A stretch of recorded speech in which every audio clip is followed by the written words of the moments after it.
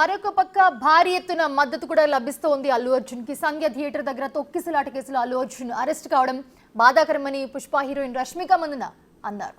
So తొక్కిసలాట ఘటన దురదృష్టకరమని ఆమె అన్నారు. కానీ ఈ ఘటనలో అల్లు అర్జున్ మాత్రమే బ్లేమ్ చేయడాన్ని, ఆయనదే తప్పు అన్నట్టు ఆయన్నే పాయింట్అవుట్ చేసి బ్లేమ్ చేయడాన్ని తప్పుపట్టారు రష్మిక.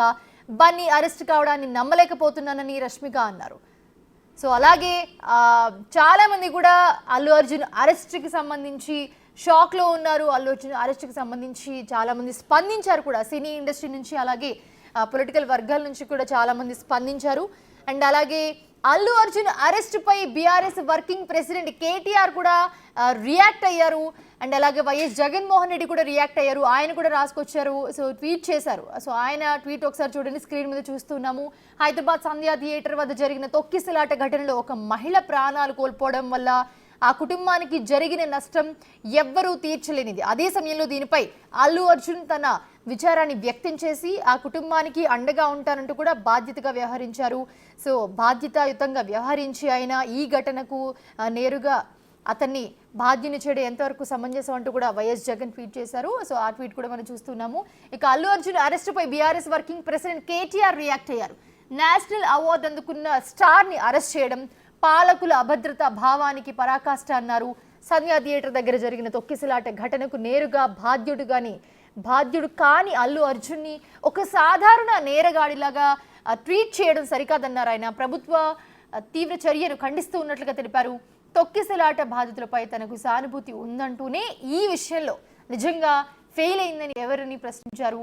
అయితే పోలీసులు మాత్రం ఈరోజు అల్లు అర్జున్ థియేటర్కు రావడం వల్లే ఇదంతా జరిగిందని మరొక పక్క పోలీసుల వర్షన్ మనం చూస్తూ ఉన్నాం.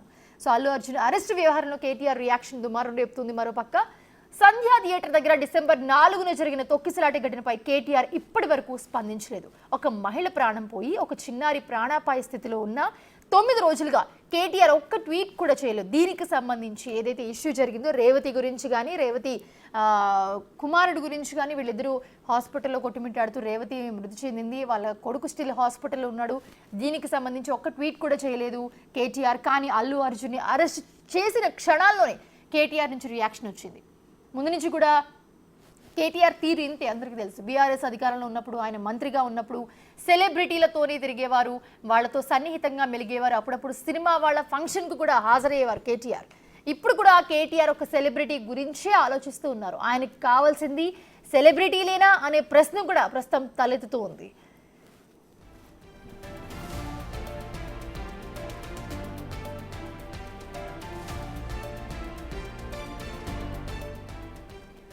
అండ్ అలాగే చూస్తున్నాము, కేటీఆర్ కు సామాన్యుల ప్రాణాలంటే లెక్కలేదా, వాళ్ళ ప్రాణాలు పోయినా పర్వాలేదా అనే వాదనలు కూడా వినిపిస్తున్నాయి. ఆ రోజు అల్లు అర్జున్ సంధ్యా థియేటర్కు రాకపోయి ఉంటే అక్కడ తొక్కిసలాట జరిగేదా అని సోషల్ మీడియాలో ప్రశ్నిస్తూ ఉన్నారు. తొక్కిసలాటకు కారణమైన వ్యక్తిని అరెస్ట్ చేస్తే కేటీఆర్కు వచ్చిన నొప్పేంటి అంటున్నారు. సోషల్ మీడియాలో అంతా కూడా ఇదే నడుస్తుంది. ఇప్పుడు నిజానికి ఈ వ్యవహారంలో అల్లు అర్జున్ అరెస్టుపై జనం వైపు నుంచి ప్రశంసలు వస్తూ ఉన్నాయి. దీనిపై కేటీఆర్ స్పందించిన తీరును చూసి అంతా కూడా ఆయనపై విమర్శలు గుప్పిస్తూ ఉన్నారు. కనీసం సామాన్య జనానికి ఉన్న తెలివి కూడా కేటీఆర్కు లేకుండా పోయిందా అనే చర్చ జరుగుతోంది. ఇప్పుడు సామాన్యుడైన స్టార్ హీరో అయినా కూడా చట్టం ముందు అంతా సమానమే. ప్రత్యక్షంగానో పరోక్షంగానో తొక్కిసలాటకు బాధ్యుడైన అల్లు అర్జున్ని అరెస్ట్ చేయడంతో కాంగ్రెస్ ప్రజాప్రభుత్వంపై అంతా ప్రశంసలు కురిపిస్తూ ఉన్నారు. అరెస్ట్ సరైందేనని చెప్తూ ఉన్నారు. అంతా ప్రభుత్వం చేసిన పనిని మెచ్చుకుంటున్నారు. శిక్షలు అలాగే అరెస్టులు అనేవి కేవలం పేదోళ్లకే కాదు పెద్దోళ్లకు కూడా అని చెప్పి, ఈ అరెస్టుతో నిరూపితమైందని చెప్పి, చట్టాలనేవి పెద్దోళ్లకు చుట్టాలు అనే దానిని చెరిపేస్తూ ఈ అరెస్ట్ జరిగిందంటున్నారు అంతా కూడా. నేరం రుజువవుతుందా, కోర్టు ఎలాంటి నిర్ణయం తీసుకుంటుందనేది పక్కన పెడితే అల్లు అర్జున్ అరెస్ట్ సరైందేనన్న అభిప్రాయాలు జనం నుంచి వ్యక్తమవుతున్నాయి.